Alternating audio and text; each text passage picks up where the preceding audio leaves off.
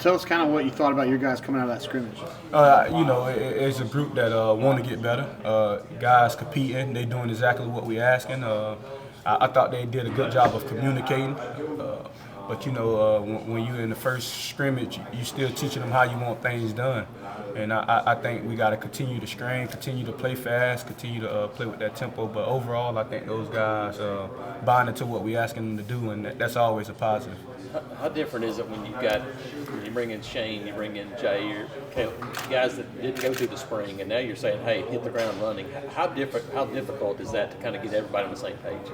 You know what? I like to take my hat off to the guys that's already in that room or that was already in that room because you could see that they communicate. They want their brothers to do good at their job or whatever. So the communication and bringing those guys along, I thought it was a good fit of the guys that came in just from a personality standpoint. And it's been a challenging transition, but at the same time, when you got guys in the room that's playing for each other, I think that's what made it a little more easier for the new guys to adjust and adapt. Yeah, we've heard a lot about Shane. What have you seen out of him? Yeah, the guy, he talented.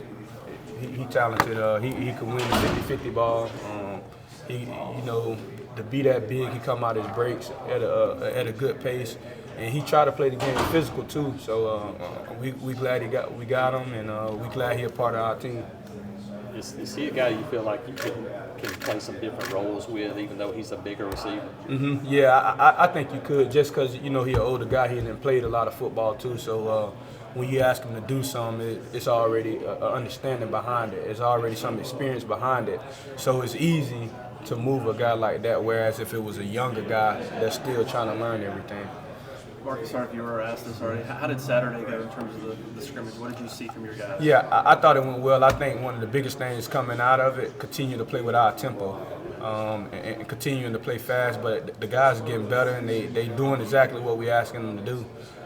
It's just continuing to, master the mundane of camp, and strain and all that good stuff. But I feel good about where we are right now, but we got to continue to get better. Did you see some of the missed assignments that Hugh was talking about? Did you see some of that on film?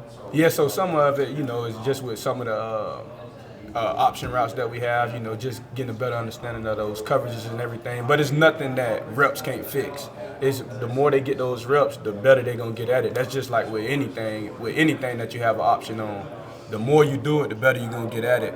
But that's why we're taking advantage of this week, really working those different looks and really honing in on getting better at it. Is that when you hear, Coach Freeze say that, when you hear him in the press conference talk about missed assignments and the receivers, how do you take that as a coach? Is it how do your players take that? Well, we all know that we want to be the best we could be. So we take it as a challenge to get better and to really hone in on the things that we need to get better at. So we don't take it as a negative by no stretch, but we got clear understanding of what we need to get better at. And once we get better at that, we on for the next challenge.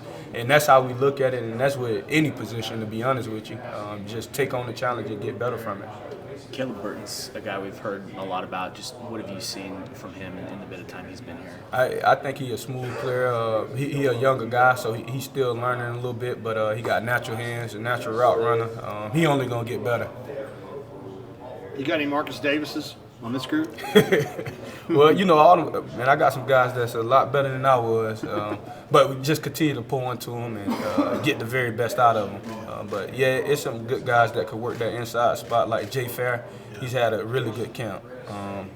That dude had a really good camp so far, and VAR also, man. So you got some talent in the inside, and it's just continuing to get them better and developing them.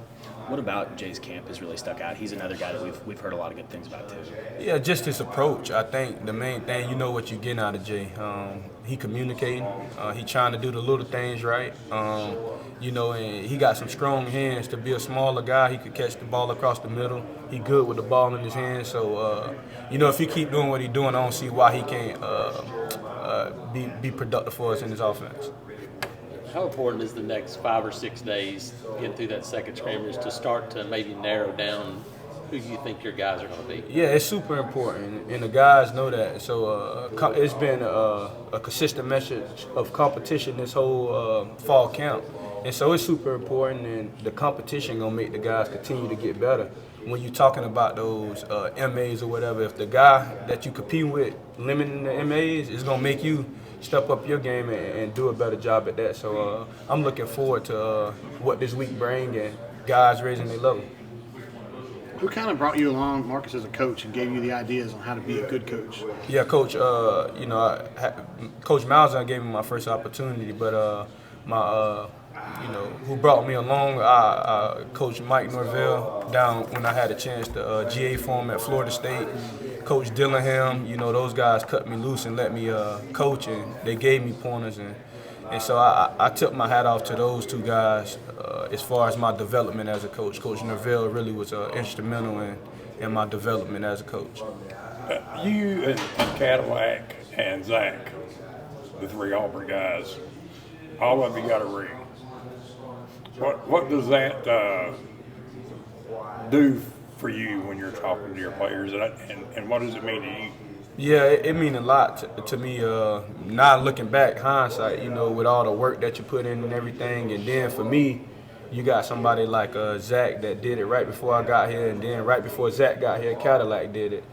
So you want the same things for these youngins, so they always have something to look back on, and just the message to them is continue to do the little things better. I tell the receivers every day, focus on the positive and get better from the negative. And I think if you could do that day by day, that's when you could eventually get yourself a ring, because that's all it takes. I think as a whole collective, we are talented enough, but are you going to be willing to do the little things day in and day out? What would it mean for you as an Auburn guy to be part of that again as a coach? Yeah, it'll be great because, even if I want to coach on this staff in Auburn 1, I'm an Auburn guy through and throughout. So even if I wasn't a part of the staff, I'll still be a proud alumni of Auburn, because I love this place. But me being a part of it make me want to, challenge the guys to, go get it and get out there even more, because I know the benefits that you can reap from it.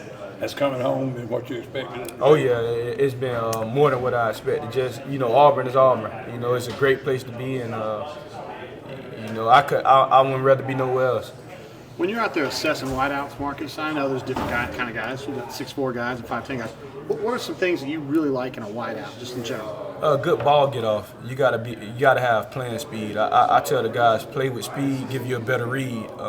And what I mean by that, if you playing with good ball get off and good speed and good tempo and everything, it's gonna force the defense to show their hand. It's gonna force them to show what coverage they roll into, because they can't get beat. They can't be late to the spots that they roll into. So one thing that I really look at is ball get off, how fast you playing, and I think that solves a lot on the back end if I could start the right way. You probably hear kids always, I got a 4.4, coach. You got that don't matter much to me, right? See, well, you can't coach speed, one thing, but also some guys run a 4.4, but they don't play fast. Yeah. Right? So that's why I emphasize the ball get off, because you could have a 4.6 guy, but he play fast. He play with good ball get off. He play with good understanding and knowledge, and that translate even more in terms of that. Coach Freeze mentioned that Camden's been battling a couple of injuries this offseason. How far behind is he, and do you think it's something that could limit how much he contributes this year? Well, this week coming up, he's going to have a good chance to show exactly where he at with things. So I'm looking forward to this week. He'll get more reps and get going a little bit more this week. So it's going to be a big week for him, and he know it, and he ready to get back. He already got more reps starting yesterday. So have you been pleased for the most part with the readiness of the 4 incoming transfer wide receivers? Yeah, Nick, Caleb, Jair, and Shane. Yeah, I've been in. I think it all starts back to their approach and the room approach to them, and that's been big for us. Just guys embracing each other and helping each other come along as well. I think Caleb and Coach Montgomery both mentioned Caleb's work ethic, and Caleb talked about him working with the Monarch real late into the night. Just, what have you seen out of Caleb? Yeah, that's who he is. He's just a blue collar young man. Love to work. He love the game of football. So when he out there catching on a Monarch,